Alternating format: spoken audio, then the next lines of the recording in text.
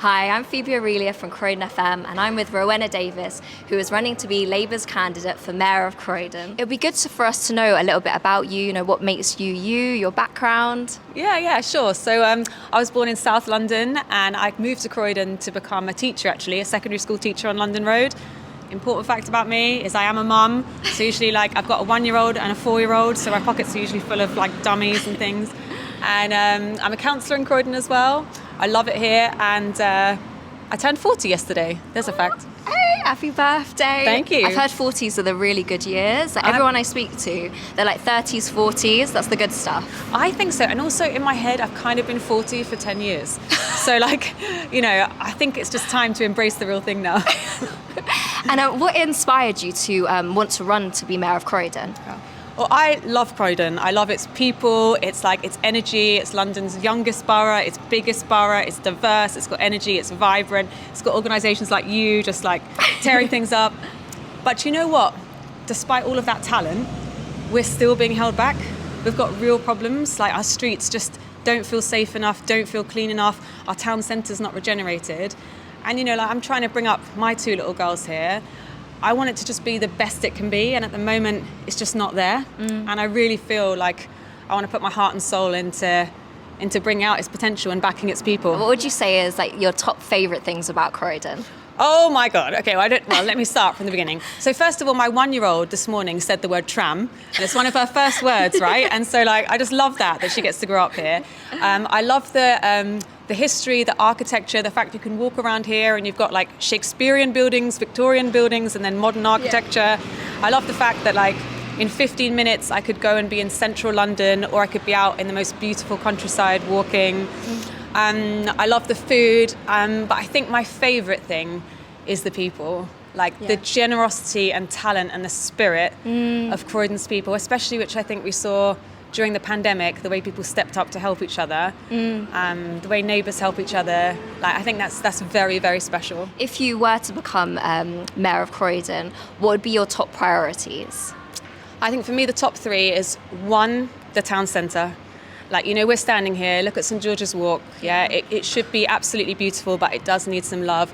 Opposite us is a giant hole where our heart should be. We've got to get Westfield going, we've got to get investment into town. I'd love to see a university for Croydon, just bring in that growth and that job so that people can feel proud of being here and be able to work here and earn a living here, especially all those young people and all that talent that they've got. They need the opportunities here without feeling like they need to move away.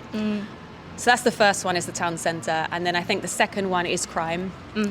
There are too many people, especially women actually, walking from East Croydon this way, who feel like they just can't feel safe walking home at night. And it's like a tax on women that they have to get a cab home after 5 o'clock because it's dark.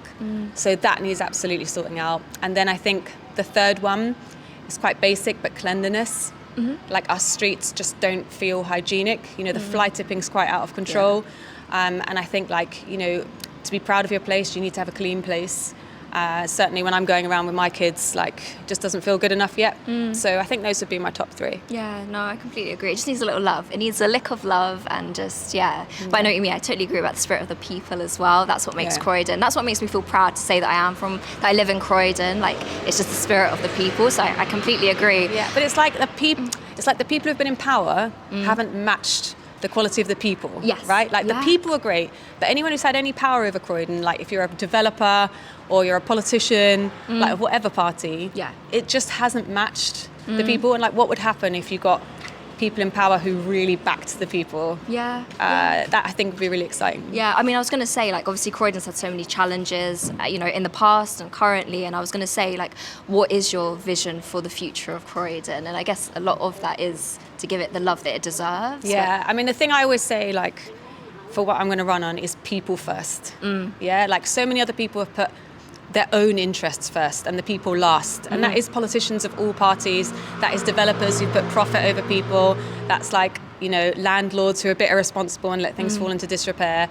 If I was mayor, anytime anyone suggested anything to me, the test would be, does it put people first? And if it does, we're going to do it. And if it doesn't, we're not. And I think if we do that and let the people shine, they have the talent and the skills to be able to bring back Croydon as that great borough. Other parts of London, they've had that regeneration. North London, you see East London with the Olympics, West London. South London's time is coming, and it's coming with Croydon as the biggest borough, right? Like, just wait till like the people get their chance here. Yeah. It's going to be the place to be. And if people want to find out more about you, more about what you do, even as a councillor, where can they find out more information? Yeah, so just go to rowennadavis.co.uk. I'm on all socials. Maybe I'll give you a whole list and you can... I'll put it in the caption. One of the things that I love that you did as well is on your Instagram, you did a visual representation using Lego, which I loved, to do with like the issues with the debt that Croydon Council currently has and why it's not getting any better.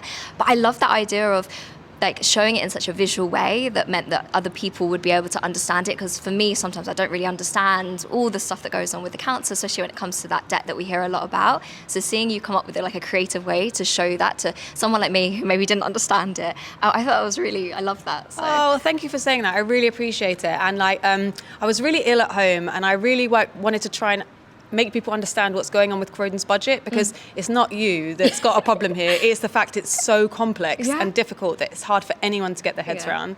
And so, so I just went into my daughter's bedroom. I was like, I'm going to just build the budget out of Lego. And you can even hear my voice is really hoarse on the video because I was so sick. But I think that you're reaching for a bigger point there, which is that if we're going to hold our politicians accountable, we need to understand what they're doing.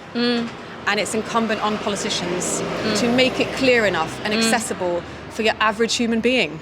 Yeah. Like, in a way, when things are cloudy, when things are murky, when things are complicated, bad things can happen. Yeah. So we've got to let that sunlight in. We've got to find new ways of communicating with people and reaching out to them. And I think, your radio station is like an exactly brilliant way of being able to do that and being able to reach different people and make sure that politics is accessible for everyone. Yeah, give that voice. I know you mean. It's really important. So we're going to do something fun now just to end our little chat, which is a quick fire round of all things Croydon.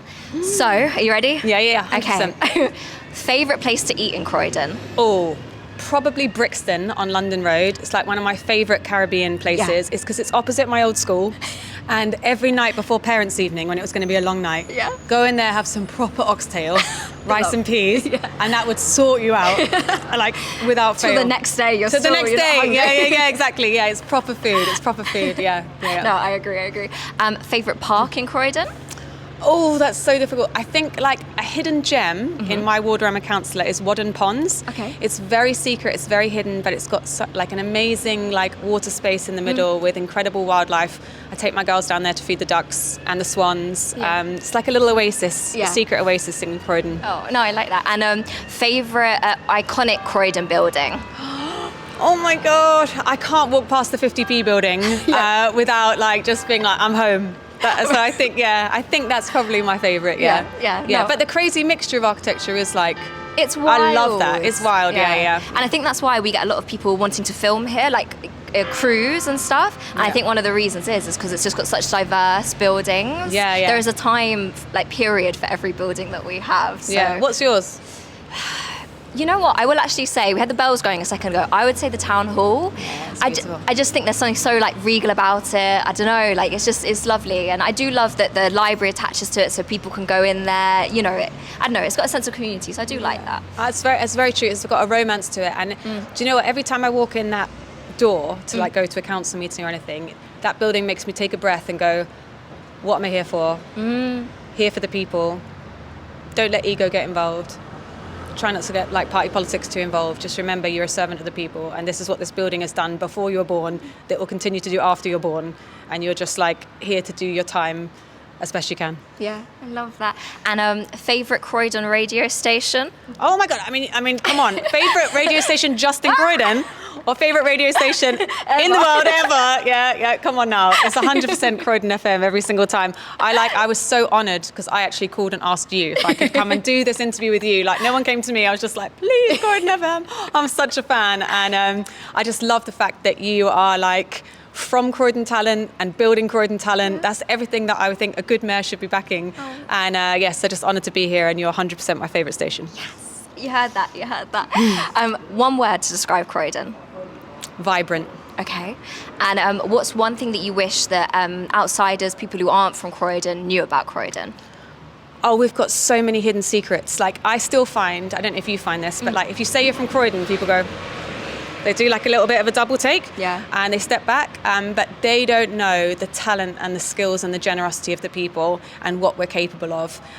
So I think, it's back to that. It's back to that spirit of Croydon, the way people help each other. I mean, 2 minutes from here, you've got Night Watch, for example, which has just been feeding the homeless purely from volunteers for 50 years straight. Like every night for 50 years, the people of Croydon have said you can have a home if you can have food even if you don't have a house. Yeah. And that's just like an example of how we look after each other. Yeah. Oh, no, thank you so much for your time. And at Croydon FM, we wish you the very, very best. Oh, so appreciate that. Love it. Thank you so much.